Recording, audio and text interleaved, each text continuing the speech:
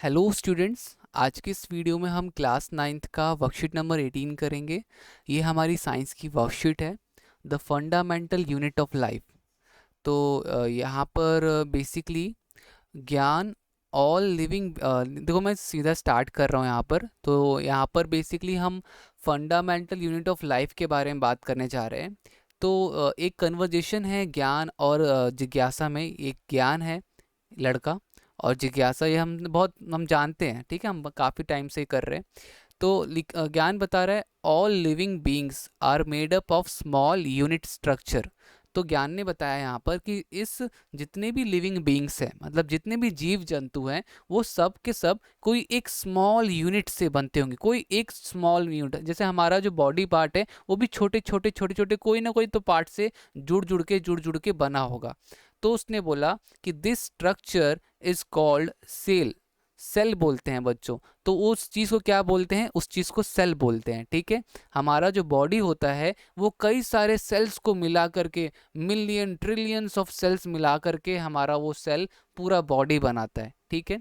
So cell is the basic functional and structural unit of life because all the function and structure of living beings are performed by cell. On the basis living beings organisms are two types.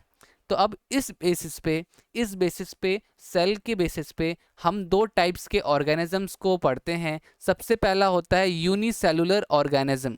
Unicellular organism जो कि सिर्फ और सिर्फ एक cell से बनते हैं।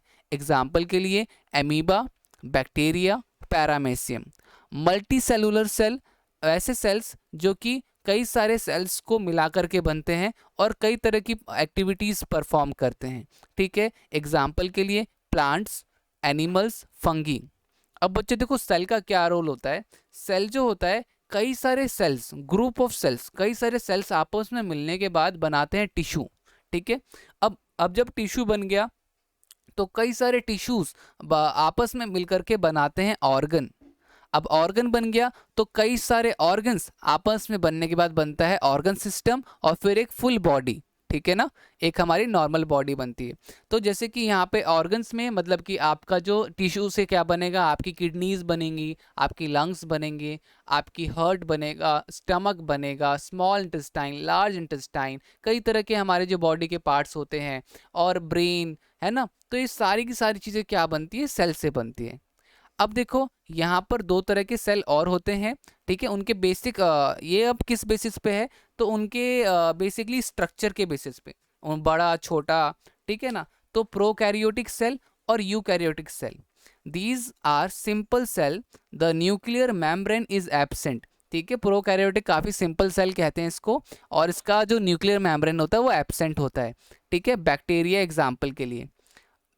और यूकैरियोटिक में क्या होता है? यूकैरियोटिक में these are complex cell having membrane bound cell and nucleus. It is of two kind, plant eukaryotic और एनिमल यूकैरियोटिक, ठीक है। इसके बेसिस पे एक डिफरेंस भी दे रखा है बच्चों। ये डिफरेंस है साइज का, कि साइज क्या है? तो ये स्मॉल होता है प्रोकैरियोटिक, यूकैरियोटिक लार्ज होता है। इसमें न्यूक्लियस एब्सेंट होता है, इसमें न्यूक्लियस प्रेजेंट होता है। न्यूक्लियोड यहाँ पे प्रेजेंट होता है और न्यूक्लियोस यहाँ पे प्रेजेंट होता है। मोस्ट सेल ऑर्गन्स एब्सेंट, इसके अंदर के जो सेल ऑर्गन्स होते हैं वो एब्सेंट होते हैं। Membrane bound cell organ present, single chromosomes present, more than one chromosomes present. तो इसके अंदर एक ही क्रोमोसोम्स होता है और इसमें कई सारे क्रोमोसोम्स होते हैं। एग्जाम्पल के लिए बैक्टीरिया, और यहाँ पर प्लांट, एनिमल, फंगी, ठीक है। So cell were first discovered by Robert Hooke. Robert Hooke ने डिस्कवर किया था। Leeuwenhoek discover the first living cell.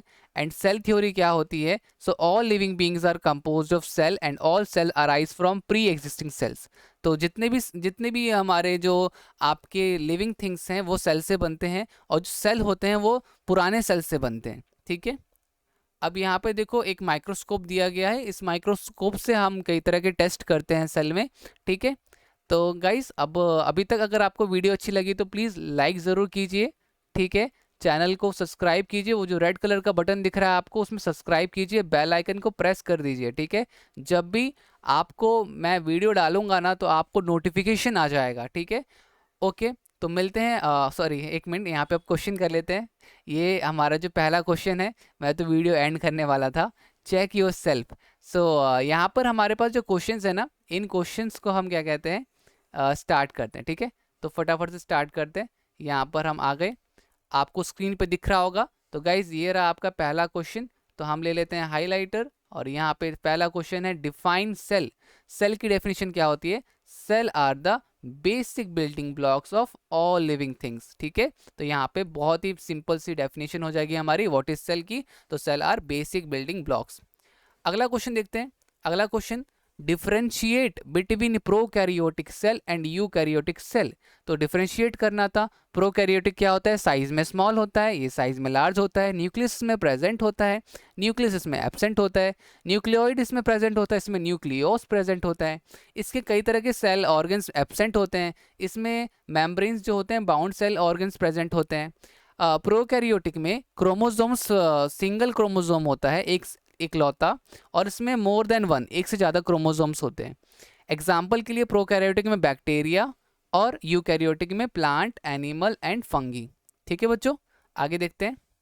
Question number 3 आपको दिख रहा होगा, who discover the cell first. किसने डिस्कवर किया था? तो आंसर होगा यहाँ पे रोबर्ट हुक। तो बच्चों इसको लिख लेना, रोबर्ट हुक हमारा आंसर होगा। आते हैं अपने आखिरी क्वेश्चन में। आखिरी क्वेश्चन है, what are the unicellular and multicellular organism, explain with example। तो यूनिसेलुलर क्या होता है? Unicellular are made up of only one cell that carry out all the function needed by organisms, example bacteria, yeast, protist। ठीक है, multicellular क्या होता है? Multicellular organisms are made up of many cells, example plants, human beings and etc। तो guys यहाँ पर हमारे पूरे के पूरे 4 क्वेश्चंस हो गए कंप्लीट। अगर आपने अभी तक लाइक नहीं किया तो बच्चों प्लीज़ लाइक करो। आप सबको पता है वीडियोस बनाने में काफ़ी टाइम लगता है, आप सब खुद करते होगे, वर्कशीट कितने थक जाते होगे। तो सोचो हमें तो वीडियो रिकॉर्ड करके अपलोड करना होता है, और एडिट वगैरह बहुत सारी चीज़ें करनी पड़ती हैं। आपको लाइक करने में बच्चों सिर्फ 1 सेकंड लगना है, सामने वाला उससे और ज़्यादा मोटिवेट होता है आपके लिए, और मैं मेहनत करूँगा। तो चलो ठीक है, मिलते हैं अगली वीडियो में। तब तक के लिए bye bye and take care.